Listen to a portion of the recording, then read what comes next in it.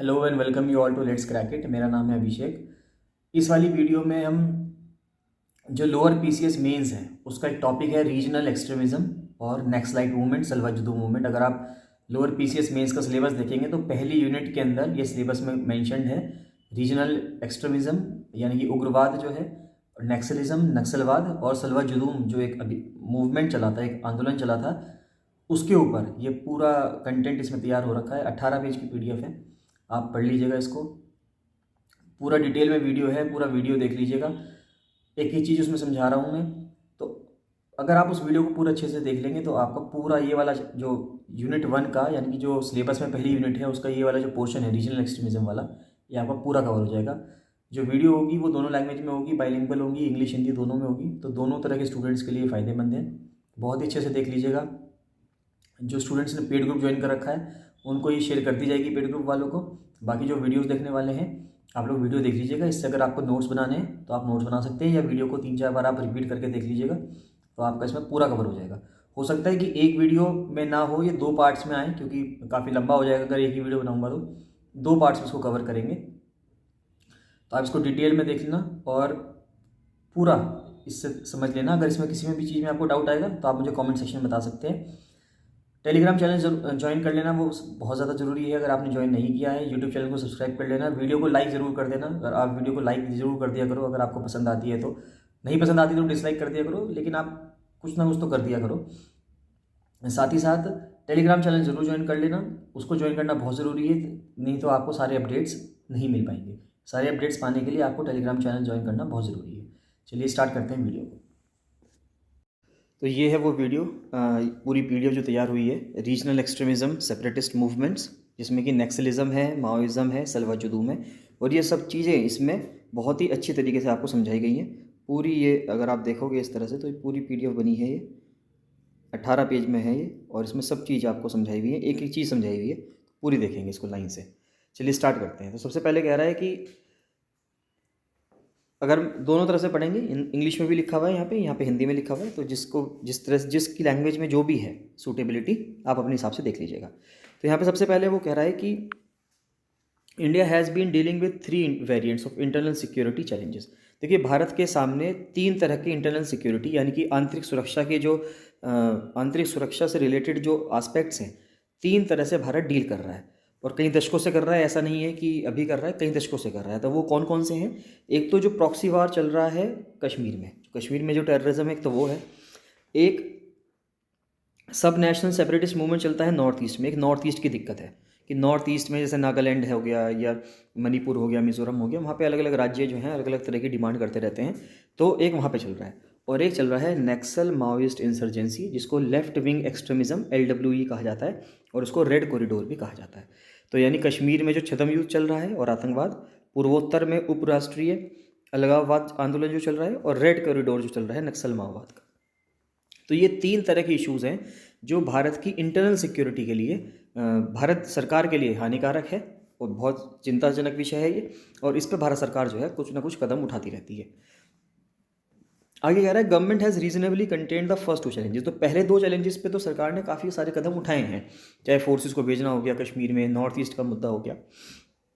लेकिन जो frequent incidents हैं, चाहे वो सुकमा और बस्तर डिस्ट्रिक्ट हो छत्तीसगढ़ के, दांतेवाड़ा भी हो सकता है इसमें, और जो गढ़चिरौली डिस्ट्रिक्ट है महाराष्ट्र का, वो ये रिफ्लेक्ट करता है कि स्टिल कि हमें बहुत सा काम करना बाकी है अभी लेफ्ट विंग एक्सट्रीमिज्म को ख़त्म करने के लिए।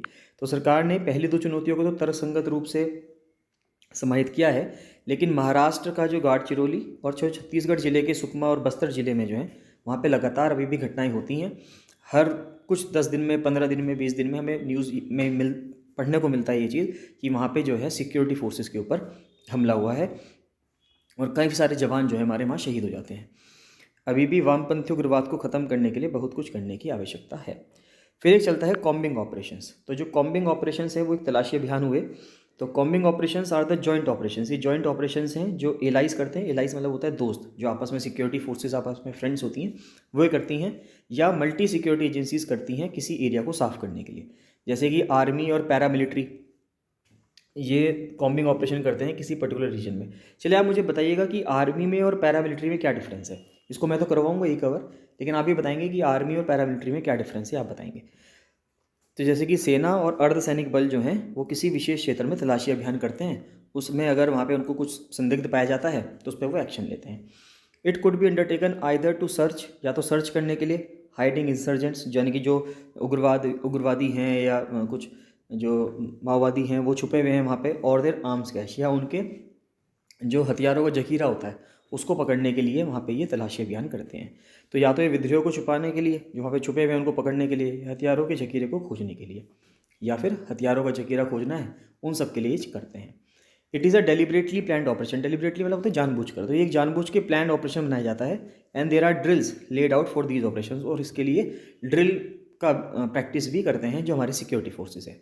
ये एक जानबूझकर नियोजित ऑपरेशन है और इन ऑपरेशन के लिए अभ्यास निर्धारित किए गए हैं।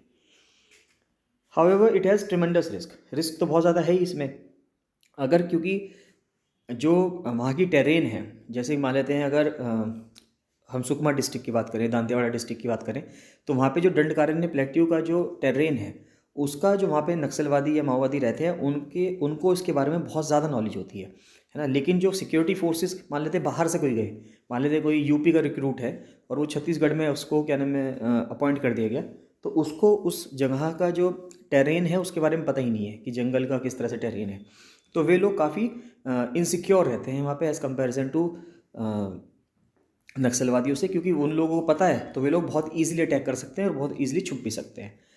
तो it has tremendous risk as at any stage from anywhere someone hidden and cornered may fire at you and try to get away, और वो आसानी से कुछ गोलियां वगैरह डाल सकता है आपके ऊपर और वहाँ से भाग भी जाएगा।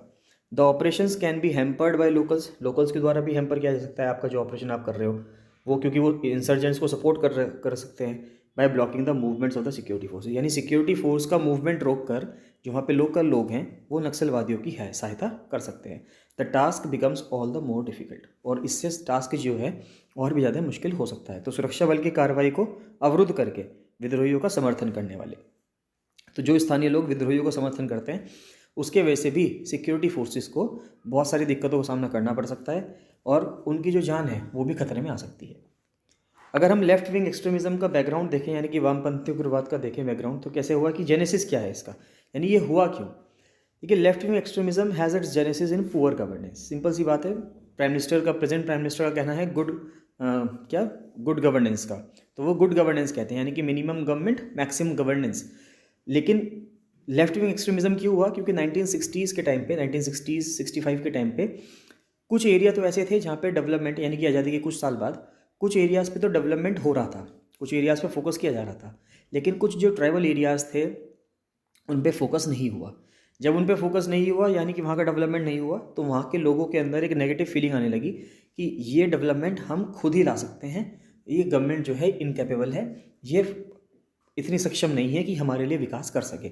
और इस सोच ने इस चीज़ को, लेफ्ट विंग एक्सट्रीमिज़म को बढ़ावा दिया। इसकी उत्पत्ति जो है वो इस तरह से हुई। तो lack of development in the tribal areas में जो लैक ऑफ डेवलपमेंट हुआ, and an oppressive exploitative hierarchy of the state, और एक जो स्टेट था यानी कि जो राज्य है उसने एक ऑपरेसिव और एक्सप्लोटेटिव हायरार्की चलाई, and society that has pushed the tribal population landless to the margins of survival. यानी इसके वजह से क्या हुआ कि वामपंथी उग्रवाद की उत्पत्ति, खराब शासन, जनजातीय क्षेत्र में विकास की कमी और राज्य और समाज के दमनकारी जो पदानुक्रम में हुई है, जिसने जनजातीय आबादी भूमिहीन को अस्तित्व के हाशिए पर धकेल दिया है। यानी जो भूमिहीन है यानी कि लैंडलेस है, उसका एग्जिस्टेंस ही मुश्किल हो गया। यानी कि इतनी प्रॉब्लम्स करी स्टेट ने लोगों के ऊपर, ट्राइबल लोगों के ऊपर, जैसे ट्राइबल लोगों की ज़मीन ले ली, उनको प्राइवेट कॉन्ट्रैक्टर्स को दे दिया माइनिंग करने के लिए, खनन करने के लिए, और उनको डिस्प्लेस कर दिया वहाँ से। तो ये सब चीज़ें हम पढ़ेंगे। तो ये सब चीज़ें थी जिसकी वजह से लेफ्ट विंग एक्सट्रीमिज़म का शुरुआत हुई, जेनेसिस हुई। Making a beginning in Naxalbari, तो सबसे इंपॉर्टेंट बात क्या है कि नक्सलबारी, ये जो नक्सलाइट का जो नाम है नक्सलाइट, ये जो नक्सल है ये क्या है। नक्सलाइट का नाम एक नक्सलबारी गांव से आया है, रीजन से आया है, जो वेस्ट बंगाल में हुआ करता था। वेस्ट बंगाल में नक्सलबारी एक गांव है, रीजन है, वहाँ से नक्सल का नाम आया है। तो वहाँ के कुछ लीडर्स थे, एक तो चारू मजूमदार थे, कानू सान्याल थे, उन्होंने मूवमेंट स्टार्ट किया ये नक्सलिज्म का। तो making a beginning in Naxalbari in West Bengal in Telangana region in Andhra Pradesh in the 1970s। देखिए, अब तो तेलंगाना नया स्टेट बन गया, लेकिन 1970s के दौरान पे तेलंगाना अपना में एक रीजन हुआ करता था आंध्र प्रदेश का। द मूवमेंट अब जो मूवमेंट है ये स्प्रेड हो चुका है कई सारे राज्यों में, चाहे वो बिहार हो, झारखंड हो, एमपी हो, छत्तीसगढ़ हो, उड़ीसा हो, कई सारे राज्यों में जो लेफ्ट विंग एक्सट्रीमिज़म है अपने पाँव पसार चुका है। अगर देखें तो वो कह रहा है कि इन इट्स इनिशियल स्टेजेस, शुरुआती टाइम में जो मूवमेंट था उसमें स्ट्रॉन्ग आइडियोलॉजिकल मूविंग्स थी। वो रिसीव करते थे गाइडेंस, यानी कि शुरू में गाइडेंस कहाँ से मिलती थी? उसके लीडर से मिलती थी जिन्होंने इसको स्टार्ट किया था, जैसे कि चारू मजुमदार हुए, कानू सान्याल हुए, है ना। उसके बाद ये साउथ के हुए कोंडापल्ली सीतारामैया हुए, फिर नागभूषण पटनायक हुए, और भी हैं। ये जो रीजन था जो कि लेफ्ट विंग एक्सट्रीमिज़म से अफेक्टेड रहता है उसको हम क्या बोलते हैं? उसको हम रेड कॉरिडोर बोलते हैं। तो उसको रेड कॉरिडोर बोला जाता है। ये टर्म पूछा भी जा सकता है कि रेड कॉरिडोर जो टर्म है वो किस चीज़ से एसोसिएटेड है? रेड कॉरिडोर टर्म जो है वो लेफ्ट विंग एक्सट्रीमिज़म से एसोसिएटेड है। एसोसिएटेड लेफ्ट विंग एक्सट्रीमिज़म के ग्रुप्स कौन से हैं? मोस्ट प्रोमिनेंट जो हैं groups have mushroomed in recent years are the people war group, है ना। जो पीपल वॉर ग्रुप हुए, मार्क्सिस्ट कम्युनिस्ट सेंटर हुए, यानी कि जो संबंध वामपंथी उग्रवाद अगर समूह में अगर बात करें तो समूह कौन कौन से हुए? एक तो पीपल्स वॉर ग्रुप हुए PWG, और मार्क्सवादी कम्युनिस्ट सेंटर हुए MCC। आगे कह रहा है मोस्ट सीरियस थ्रेट क्या है? नवंबर 2005 में जो उस टाइम में प्राइम मिनिस्टर थे उन्होंने लेफ्ट विंग एक्सट्रीमिज्म को चैलेंज किया। देखिए जब आप आंसर लिखेंगे, आंसर राइटिंग में आप प्राइम मिनिस्टर का नाम नहीं लिखेंगे, है ना। जैसे यहाँ पे लिखा हुआ है प्राइम मिनिस्टर मनमोहन सिंह जी, तो आप प्राइम मिनिस्टर का नाम नहीं लिखेंगे, आप लिखेंगे तत्कालीन प्रधानमंत्री 2005 में, है ना। तो आंसर्स में जब भी कमीशन के आंसर लिखने होते हैं हमें आयोग में, तो हम जो हमारे लीडर्स हैं उनके नाम नहीं लिखते हैं। इंग्लिश वाले लिखेंगे the then prime minister way back in 2005, और हिंदी में लिख लेंगे हम तत्कालीन प्रधानमंत्री या तत्कालीन राष्ट्रपति। तो आप नाम मत लिखिएगा यहाँ पे। In November 2005 then prime minister Manmohan Singh describe the left wing extremism challenge as the most serious security threat. तो प्राइम मिनिस्टर ने भी 2005 में, आप लाइन लिख सकते हैं कि 2005 में प्राइम मिनिस्टर एक सबसे टॉप पोस्ट होगा एक तरीके से आप एक कह सकते हैं कंट्री में, और उन्होंने मोस्ट सीरियस सिक्योरिटी थ्रेट बताया था भारत के लिए लेफ्ट विंग एक्सट्रीमिज्म को, and exhorted the professionals to evolve appropriate responses. और उन्होंने कहा, प्रोफेशनल से कहा उन्होंने कि कुछ हम ऐसे तरीके निकालें जिससे कि हम इस समस्या से उभर सकें और इस समस्या को ख़त्म कर सकें। क्या क्या इश्यूज़ हैं जो रिलेट करते हैं dealing with left wing extremism? बहुत इंपॉर्टेंट इश्यूज़ हैं। सबसे पहली बात तो है लीडरशिप इशू। करंट सिनेरियो में कुछ एक्सेप्शंस को अगर हम छोड़ दें तो कई सारे जो सीनियर पुलिस ऑफिसर्स हैं जिनको पैराशूट किया जाता है सेंट्रल पुलिस फोर्स में सीनियर रैंक्स में, हैव लिटिल और नो प्लाटून यानी कि बटालियन एक्सपीरियंस। देखिए यहाँ पर हम आर्मी को नहीं छोड़ते हैं। छत्तीसगढ़ में अगर आप देखेंगे वहाँ पे आप पाएंगे, कभी भी आप न्यूज़ में पढ़ेंगे तो वहाँ पे आप सुनेंगे कि ये CRPF के जवान थे या CAPF के जवान हैं। वहाँ पे कभी भी आर्मी नहीं आती है, क्योंकि आर्मी का काम है बाहर के दुश्मनों से लड़ना। जो देश के बाहर के लोग होते हैं, जैसे पाकिस्तान कंट्री हो गया, चाइना कंट्री है, वो वहाँ बॉर्डर पे रहते हैं। ये जो नक्सलाइट्स हैं या माओइस्ट हैं, ये कहने को तो भारतीय नागरिक ही हैं, इंडियन सिटीजन्स हैं, लेकिन ये इंडिया की गवर्नमेंट से खफा हैं तो ये भारतीय नागरिक। तो आर्मी जो है वो बाहर के दुश्मन से लड़ने के लिए है, घर के अंदर जो लोग हैं उनसे लड़ने के लिए नहीं है। तो कभी भी आर्मी इस एरिया पे नहीं लगाई जाती। पैरामिलिट्री फोर्स यानी कि जो CRPF CAPF के जवान हैं वो लगाए जाते हैं। तो CRPF CAPF के जो जवानों का जो हेड होते हैं, यानी कि जो उनके डायरेक्टर जनरल की जो पोस्ट है, महानिदेशक की जो पोस्ट है, वो जो सीनियर IPS ऑफिसर्स होते हैं, इंडियन पुलिस सर्विस के जो ऑफिसर्स होते हैं, उनको दी जाती है। और IPS ऑफिसर्स को कम एक्सपीरियंस रहता है, कम पता होता है इस एरिया के बारे में या एरिया को डील करने के बारे में एज़ कम्पेरिजन टू अगर हम आर्मी से कंपेयर किया जाए। By training the police officer is expected to be a competent superintendent and to maintain law and order. तो हम कोशिश करते हैं कि जो पुलिस ऑफिसर्स हैं उनको ट्रेनिंग दी जाए तरीके से जिससे कि वो वहाँ पे लॉ एंड ऑर्डर को मेंटेन कर सकें, यानी कि प्रशिक्षण द्वारा पुलिस अधिकारी से एक सक्षम अधीक्षक होने और कानून व्यवस्था बनाए रखने की अपेक्षा की जाती है। This is not the skill set, यहाँ पे कोई स्किल सेट नहीं है that is relevant when an officer has to command and lead his man into insurgency operations.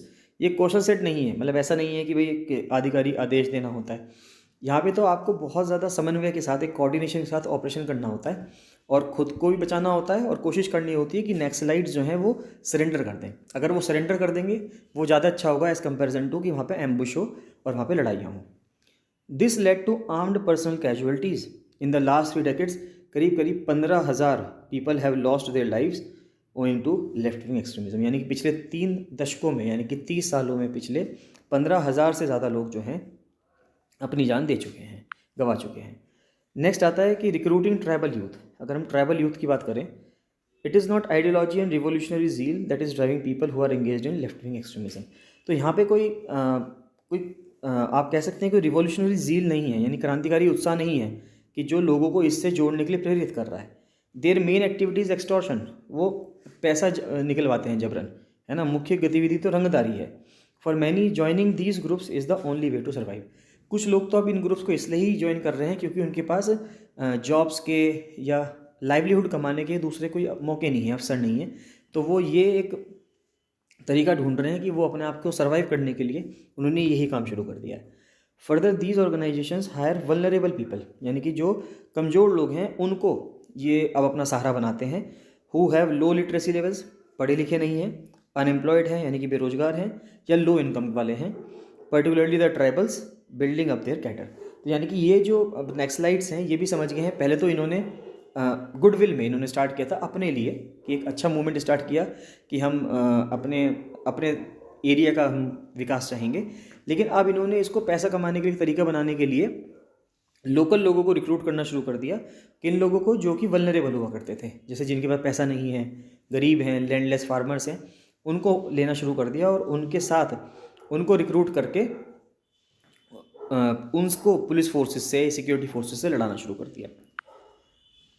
आगे आ रहा है, this creates a positive feedback loop of recruitment of youth into left wing extremism.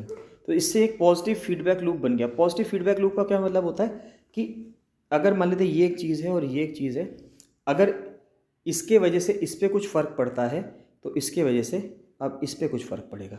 यानी कि अगर ये first है और ये सेकंड है तो फर्स्ट की वजह से सेकंड पे फ़र्क पड़ता है तो सेकंड की वजह से फर्स्ट पे फ़र्क पड़ेगा, और ये पूरी एक साइकिल हो जाएगी और ये साइकिल चलती रहेगी चलती रहेगी। तो ये पॉजिटिव फीडबैक एक लूप बन गया। अब ये लूप है जो चलता रहेगा चलता रहेगा। ठीक है। तो थ्रेटनिंग डेमोक्रेसी की अगर मैं बात करूँ तो थ्रेटनिंग डेमोक्रेसी में क्या कह रहा है, they resort to violence through their guerrilla tactics. Guerrilla tactics होते हैं कि जो छुप के वार करना होता है। And attempt to set up their own government in the local villages. तो ये छुप के वार करते हैं, एकदम अचानक से धावा बोलते हैं, वहाँ पे जो भी लोग होते हैं, सिक्योरिटी फोर्सेस के जो लोग होते हैं उनको सबको मार देते हैं और अपना खुद की सरकार बना लेते हैं वहाँ पे लोकल गाँव में। They threaten the locals before the conduct of elections and prevent them from voting. देखिए इनका कहना ये है कि जो भारत की जो राज व्यवस्था है, पॉलिटी है, हम उसमें विश्वास नहीं करते, कॉन्स्टिट्यूशन में बिलीव नहीं करते। तो उस कॉन्स्टिट्यूशन के तहत जो इलेक्शंस होते हैं ये उसका भी बहिष्कार करवाते हैं, खुद भी बहिष्कार करते हैं, और जिस गांव में या जिस रीजन में इनका रूल होता है, जहाँ पे रूल कर रहे होते हैं, वहाँ पे भी लोगों को कहते हैं, उनको डराते हैं, धमकाते हैं कि आप इलेक्शन में वोट देने नहीं जाएंगे। This violates the principle of participative democracy. Simple सी बात है, ये जो पार्टिसिपेटिव डेमोक्रेसी है यानी सहभागी लोकतंत्र है, उसके सिद्धांत का उल्लंघन है। इस वजह से ये कल्पित बन जाते हैं कानून की नज़रों में भी। लेकिन जो वहाँ पे लोग हैं उनको अभी ये समझ में नहीं आ सकता या नहीं पाते। वो अगर समझ भी पाते हैं तो वो मजबूर हैं, क्योंकि ये लोग अगर गांव वाले नक्सलाइट्स के सामने कुछ भी बोलेंगे, अगर उनके अगेंस्ट बोलेंगे तो नक्सलाइट्स को फ़र्क नहीं पड़ता, वो उनको मार देते हैं। तो इसमें आगे निकलने का रास्ता क्या है? एक तो है प्रोग्रेसिव वर्क्स, यानी कि उन एरियाज़ में ऐसे काम किए जाएँ जिससे कि लोगों का विश्वास बने कि नहीं, ये नक्सलाइट्स जो हैं ये सिर्फ अपने फ़ायदे के लिए काम कर रहे हैं, जबकि सरकार तो हमारे लिए अच्छा काम कर रही है। इसका एक एग्जाम्पल भी है, अगर आप देखेंगे छत्तीसगढ़ में एक रीजन है बालीमेला रिजर्वायर। ये उड़ीसा, छत्तीसगढ़ नहीं उड़ीसा में है, बल्कि ये उड़ीसा का, इसको आप लिख लेना, अब तो उड़ीसा की स्पेलिंग चेंज हो गई है। जो उड़ीसा है, उड़ीसा का एक एरिया है Malkangiri district, MALKANGIRI, Malkangiri district है। मलकानगिरी डिस्ट्रिक्ट में एक बालीमेला रिजर्वायर है। कौन सा रिजर्वायर है? बालीमेला रिजर्वायर। तो बालीमेला रिजर्वायर के पास एक एरिया बनाया, एरिया है, ये जो स्वाभिमान अंचल एरिया है, ये पहले कई सालों तक जुड़ा हुआ नहीं था। उसमें 20-30 गांव हुआ करते थे और वो 20-30 गांव पे कोई सड़क नहीं थी, कोई बिजली नहीं थी, कोई पानी, कुछ उस जगह पे नहीं था। तो वहाँ पे जो बालीमेला रिजर्वायर है वहाँ पर एक ब्रिज बनाया गया है और उस ब्रिज से उसको जोड़ दिया गया है। ये 2018-2019 में काम किया गया है।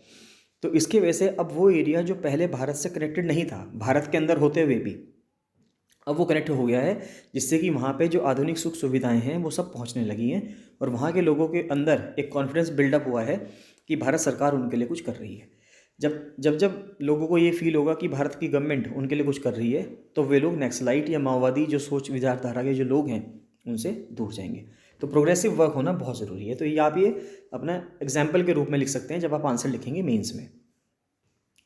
Effective steps to reduce ethnic and social inequalities, यानी कि जो एथनिक और सोशल इनइक्वालिटीज़ है उसको कम करने के लिए स्टेप्स लिए जा सकते हैं। Disparity in education and employment opportunity, यानी कि जो असमानता है पढ़ाई लिखाई के लेवल में और एम्प्लॉयमेंट के लेवल में, उसको पाटा जा सकता है।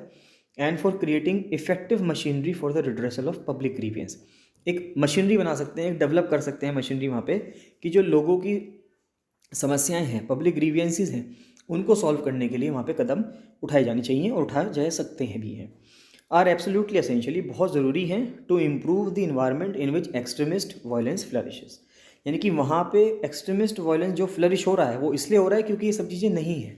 अगर ये सब चीज़ें होंगी तो एक्सट्रीमिस्ट वायलेंस फ्लरिश नहीं होगा।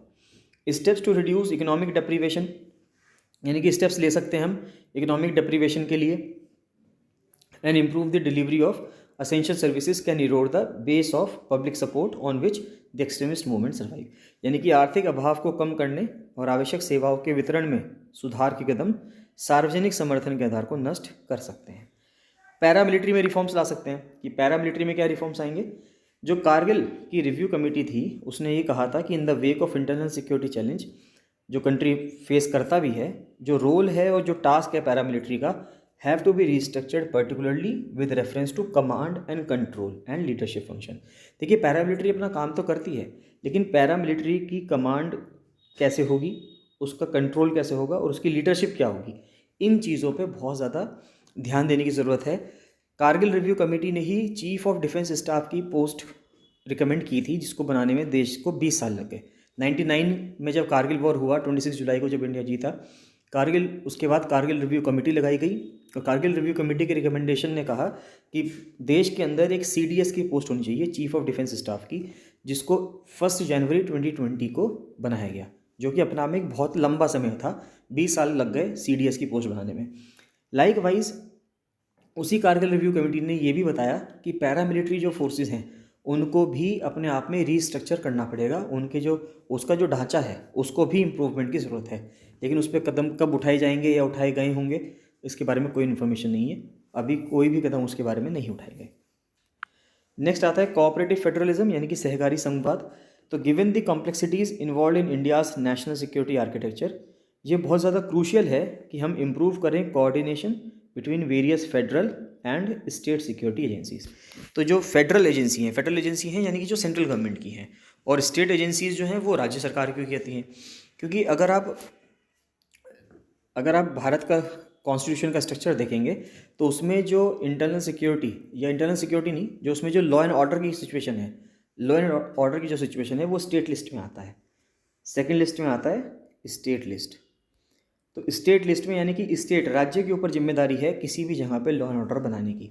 तो अब इससे क्या होगा, जो नक्सलवाद माओवाद की जो प्रॉब्लम है ये सिर्फ किसी राज्य भर में नहीं है, ये पूरे देश में है ना। 7, 8, 10 राज्य जो हैं वो इससे प्रभावित हैं। तो अब ये एक नेशनल लेवल पे हो गई है। तो अब हर स्टेट गवर्नमेंट की तो ड्यूटी है ही कि इसको रोका जाए, और साथ ही साथ सेंट्रल गवर्नमेंट की भी ड्यूटी है। तो अब सेंट्रल गवर्नमेंट की फोर्स में और स्टेट गवर्नमेंट की फोर्स में भी समन्वय होना चाहिए, कोऑर्डिनेशन होना चाहिए, जिससे कि वहाँ पे जो नक्सलवाद को कम करने का जो तरीका है उसको तरीके से हम निकाल सकें।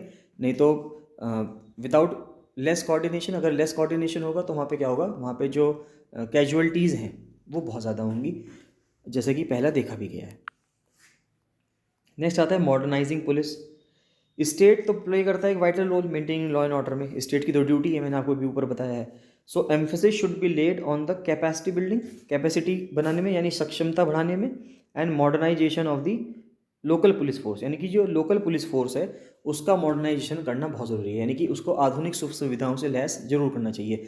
आधुनिक सुख सुविधा यहाँ पे क्या है, पुलिस के हिसाब से आप देखेंगे तो यानी कि जैसे कि रात के लिए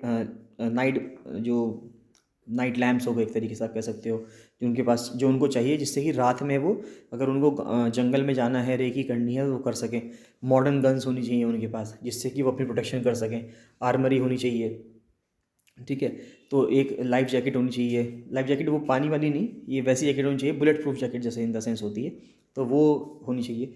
तो ये सब चीज़ें अगर उनके पास होंगी तो वो उसको पुलिस का मॉडर्नाइजेशन होगा, पुलिस मॉडर्नाइजेशन के बाद वहाँ पे जो कैजुअलिटी है वो भी कम हो सकती है अगर पुलिस मॉडर्नाइज होगी। पुलिस मॉडर्नाइजेशन पे भी कई सारे रिफॉर्म्स की बात चलती है, कई सारे कमीशन लगाए गए हैं, लेकिन उन कमीशन की रिपोर्ट से कुछ वो इम्प्लीमेंट नहीं हुई है। कमीशन अपनी रिपोर्ट तो देते हैं लेकिन वो सब रिकमेंडेशन के नेचर की होती है, इम्प्लीमेंटेशन वो नहीं हुई है। Marginalisation of left wing extremism groups की अगर मैं बात करूँ तो states also need to adopt a focused time bound approach होनी चाहिए, जिससे कि हम कम्प्लीटली एलिमिनेट कर दें लेफ्ट विंग एक्सट्रीमिज्म के ग्रुप्स को और इंश्योर करें कि ऑल अराउंड डेवलपमेंट होना चाहिए किसका, अफेक्टेड रीजन्स का। यानी कि जो रीजन्स अफेक्टेड थे, चाहे वो छत्तीसगढ़ का रीजन हो, झारखंड का हो, आंध्र प्रदेश का हो, उनका ऑल राउंड डेवलपमेंट हो, यानी कि बहुत ही अच्छी तरीके से वहाँ का डेवलपमेंट हो और कोई भी सेक्टर ऐसा ना हो जो वहाँ पे छूटे, चाहे वो हेल्थ हो, एजुकेशन हो, इंफ्रास्ट्रक्चर हो, सब चीज़ों पे वहाँ पे काम हो। State should rationalise their surrender policy. States अपनी रैशनलाइज करे सरेंडर पॉलिसी की, अगर जो नक्सलवादी लोग जो हैं वो अगर वो सरेंडर करते हैं तो उनको क्या बेनिफिट्स मिलेंगे, in order to bring innocent individuals caught in the trap of left wing extremism into the mainstream. यानी कि जो वामपंथी उग्रवाद के जाल में फंसे जो निर्दोष व्यक्तियों को मुख्य धारा में अगर लाना है तो राज्य जो हैं अपनी आत्मसमर्पण नीति को युक्ति संगत बनाना चाहिए उनको। Apart from this government needs to ensure two things. सरकार को दो चीज़ों की ज़रूरत है, एक तो security of the peace loving people, जो वहाँ पे नॉर्मल सिटीजन है, एक आम नागरिक है, उसको एक उसके पास उसकी सिक्योरिटी होनी चाहिए, और डेवलपमेंट होना चाहिए नक्सलिज्म अफेक्टेड रीजन्स का। तो जो नक्सलिज्म से अफेक्टेड रीजन्स हैं उनका डेवलपमेंट भी होना चाहिए। इसके अलावा सरकार को दो चीज़ें सुनिश्चित करने की ज़रूरत है, एक तो शांतिप्रिय लोगों की सुरक्षा और नक्सलवाद प्रभावित क्षेत्रों का विकास। इसके लिए सरकार ने एक समाधान पॉलिसी बनाई। तो समाधान पॉलिसी क्या थी, गवर्नमेंट ने 2017 में, इंपॉर्टेंट चीज़ है कि 2017 में अनाउंस की एक नई डॉक्ट्रिन जिसको कहा गया समाधान। डॉक्ट्रिन को अनाउंस किया गया ड्यूरिंग द रिव्यू मीटिंग, जब लेफ्ट विंग एक्सट्रीमिज्म से अफेक्टेड स्टेट्स की एक रिव्यू मीटिंग चल रही थी, उस दौरान एक समीक्षा बैठक के दौरान जो है इसको लाया गया। तो क्या है समाधान, SAMADHAN। तो S से है स्मार्ट लीडरशिप, यानी कि स्मार्ट लीडरशिप, एग्रेसिव स्ट्रेटजी आक्रामक रणनीति, मोटिवेशन एंड ट्रेनिंग यानी कि प्रेरणा और प्रशिक्षण, एक्शनेबल इंटेलिजेंस। नेक्स्ट आता है डैशबोर्ड बेस्ड KPIs। KPI का मतलब है की परफॉर्मेंस इंडिकेटर्स, और KRAs की रिजल्ट एरियाज, ठीक है। फिर harnessing technology, action plan for each theatre, और नो एक्सेस टू फाइनेंसिंग यानी कि वित्त पोषण तक पहुंचने। बहुत इंपॉर्टेंट बात यह है कि हर चीज़ जो है वो पैसे से है। अगर फाइनेंसिंग रुक जाएगी लेफ्ट विंग एक्सट्रीमिज्म वाले लोगों की या उन रीजन्स की, अगर उनके पास पैसा नहीं होगा तो वे हथियार कहाँ से खरीदेंगे, है ना। बिना नो मनी नो वेपन। तो फाइनेंस उनके पास होना चाहिए, फाइनेंसिंग नहीं होनी चाहिए, क्योंकि उनका मेन कमाने का जो जरिया है वो एक्सटॉर्शन है। अगर हमने उस चीज़ पर रोकथाम लगा ली तो उनके पास पैसा नहीं आएगा, और पैसा नहीं आएगा तो वो अपने आप ही जो ये लेफ्ट विंग एक्सट्रीमिज्म फल फूल रहा है वो अपने आप ही रुक जाएगा। आगे करते हैं कॉजेज़। अगर हम पढ़ें तो कारण क्या है, सबसे पहले आता है पॉलिटिकल फैक्टर्स, यानी कि राजनीतिक कारक क्या है। तो नेचर एंड एपैथी, एपैथी का मतलब होता है कि जो वो अगर वो ध्यान ना दें कोई, तो nature and apathy of the political system towards tribals remained one of the most important factor that led to such uprising. यानी आदिवासियों के प्रति राजनीतिक व्यवस्था की प्रकृति और उदासीनता। तो एपैथी का मतलब वो जो उदासीनता है, ये सबसे महत्वपूर्ण कारक हैं जिसके वजह से ये विद्रोह चल रहा है।